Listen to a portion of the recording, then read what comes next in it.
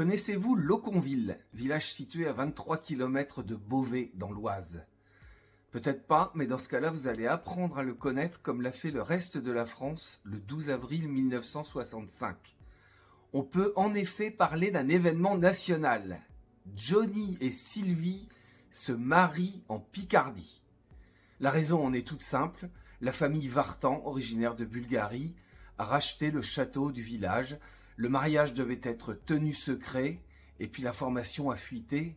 Du coup, c'est un beau bazar dans la petite commune.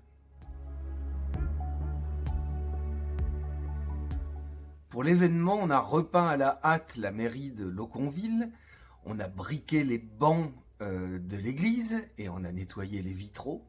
Il y a des milliers de personnes qui se pressent devant la mairie et aux fenêtres de l'église. Heureusement, elles ont été nettoyées.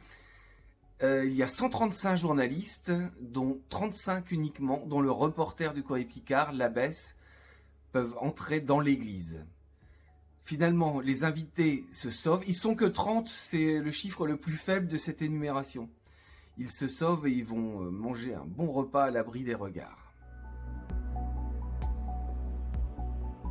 Johnny a obtenu une permission spéciale pour se marier. Et oui, à l'époque, il est bidasse parce qu'il y a encore le service militaire obligatoire pour les jeunes hommes. Ça va encore durer longtemps d'ailleurs, puisque ça sera aboli que par Jacques Chirac, pour vous dire. C'est l'occasion aussi de rappeler que la région Picarde est encore une terre de garnison en 1965. Une des dernières qui quittera notre région sera la base aérienne de Creil.